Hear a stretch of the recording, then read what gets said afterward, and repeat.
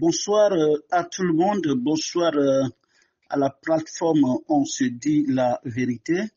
D'abord, permettez-moi de vous remercier pour l'honneur accordé à ma personne.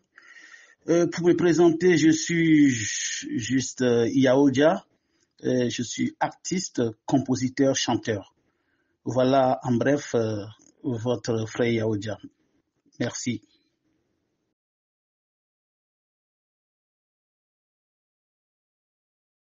D'abord, permettez-moi d'attirer votre attention sur ce mot. Comment peut-on reconnaître un artiste engagé? Oui, nombreux sont ceux-là qui pensent que quand on parle d'un artiste engagé, c'est ces artistes qui sont vraiment très critiques envers la politique. Mais je vous rappelle, ou je nous rappelle plutôt, que on peut être artiste engagé sur plusieurs plans. On peut être engagé politiquement, comme certains le font. On peut être engagé et apporter des solutions, par exemple, au réchauffement climatique que nous vivons depuis des décennies.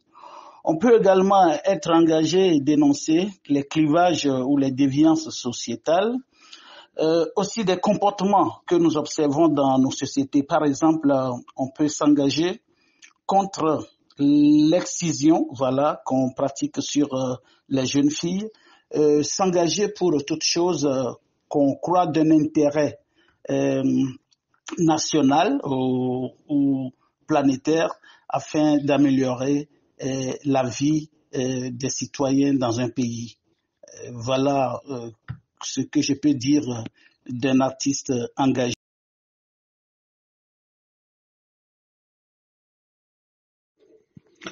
Oui, merci pour cette question. Si je connais des artistes engagés, oui, le Togo compte tellement d'artistes engagés. Nous en avons beaucoup.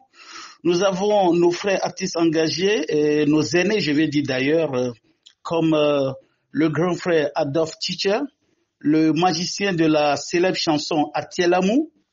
On a également le frère Assima Joy, qui est vraiment un aîné, qui a chanté Miegavon. Voilà, c'était l'une de ses chansons. Nous avons également Rasli, que tout le monde connaît d'ailleurs comme artiste engagé au Togo.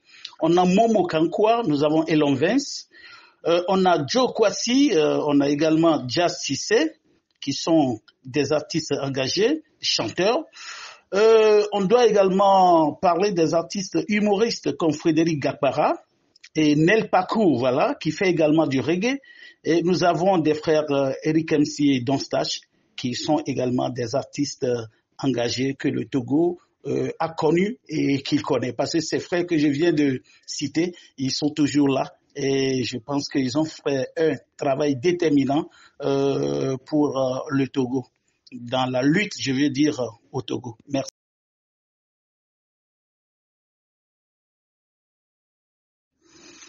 Ainsi donc, pour la suite de la question, vous avez demandé si le message de ces artistes engagés a un impact dans la vie politique du Togo.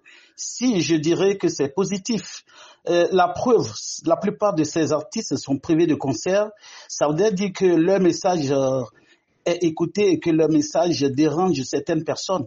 Voilà pourquoi ils sont privés de concerts.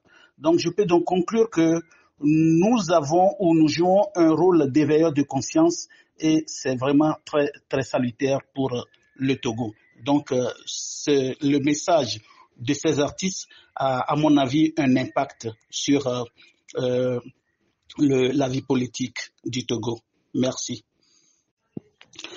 Oui, vous me dites que au Togo, il y a des artistes qui se disent engagés, mais qui ont,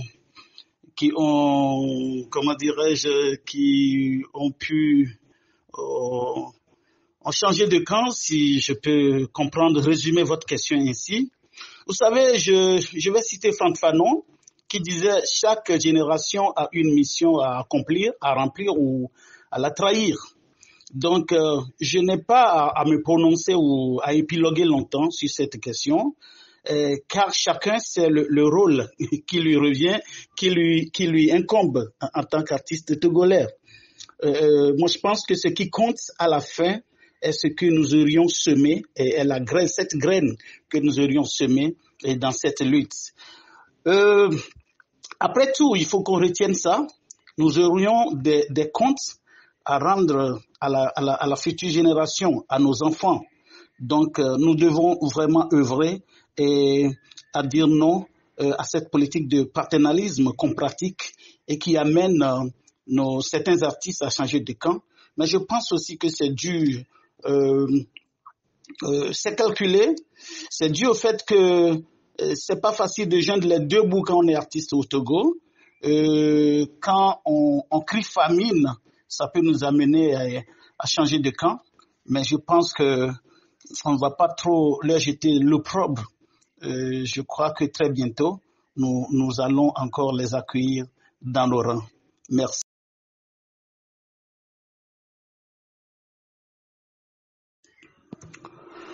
Puis la longévité de la famille Gnassingbé au Togo ne doit pas vraiment nous offusquer. Je crois que tout le monde sait que c'est un parti qui a derrière lui toute une intelligentsia. Il faut reconnaître que l'EPT Unir a une vision, et celle de s'éterniser au pouvoir. Donc, il travaille bec et ongle à ses fins. Il use de tous les moyens pour concrétiser son rêve. Donc, on ne doit pas s'étonner si cette famille perdure au pouvoir parce qu'il y travaille à cette fin.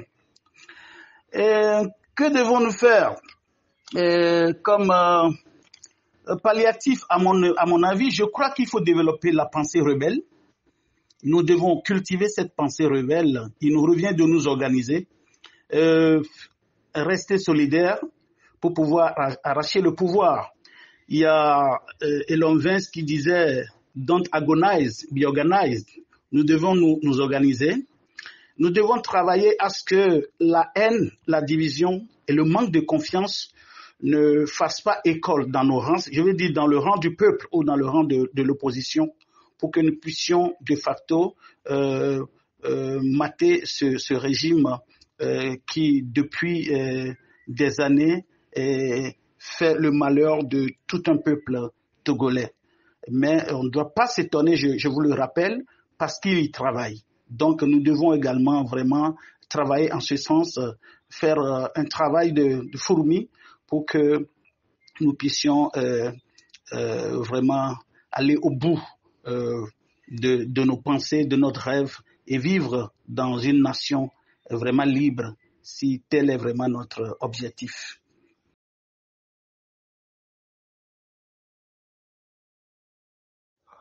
Reconnaissons tous que le climat socio-politique est très tendu au Togo. Le quotidien du Togolais devient un perpétuel combat afin d'avoir sa pitance. Nous sommes dans un pays où le petit déjeuner, et qui est chose normale ailleurs, est luxe au Togo.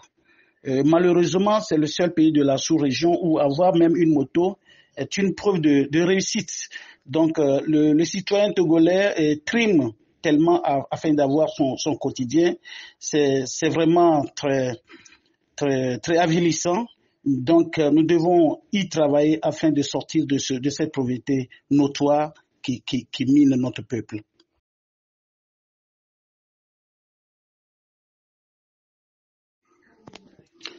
La dictature a plusieurs manières de fonctionner, à mon avis. La dictature vous affame, la dictature vous amène à leur obéir.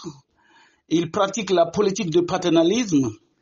La dictature, pour parvenir à ses fins, vous muselle. On vous envoie en prison, on cultive la peur. Et là, personne n'a plus l'audace de parler ou de bouger. Et la dictature vous met au pas.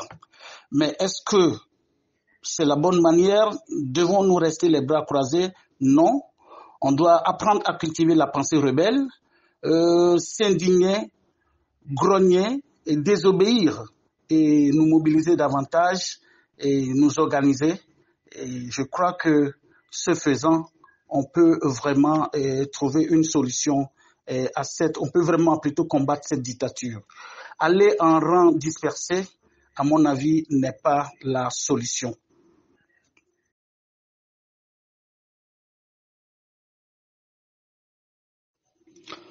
Oui,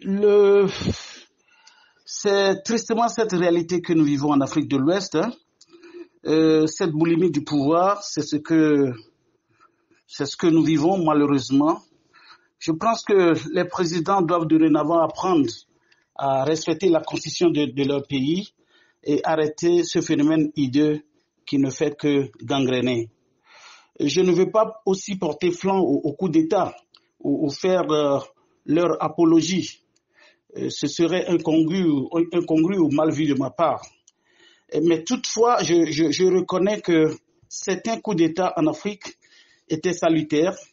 Et nous avons l'exemple de John Jerry Rawlings, de Thomas Sankara, de Assimi Goïta au Mali et du jeune président Ibrahim Traoré du Burkina qui font vraiment un travail énorme.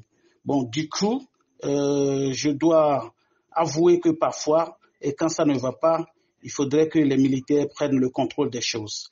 Voilà ce que je pense des coups d'État en Afrique. Merci.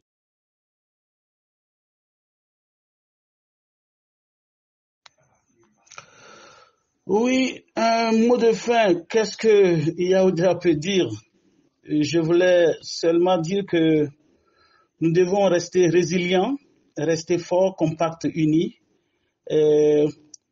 cultiver la pensée rebelle surtout parce que il faut que Mia Jagla, quoi. C'est ce qui nous incombe, c'est ce qui nous reste à faire. Et c'est un travail vraiment épineux qu'on doit faire sans peur. Il faut qu'on cultive la désobéissance, oui, si ça vaut la peine, pour que les choses puissent bouger au Togo. J'appelle à ce que l'opposition togolaise soit unie, soit compacte, et pour que nous puissions vraiment gagner les élections par la voie des urnes. Je dis merci à tous ces jeunes Togolais qui vraiment sous tous les cieux travaillent âprement pour cette libération du peuple togolais. Merci beaucoup, merci, on se dit la vérité et bonsoir chez vous.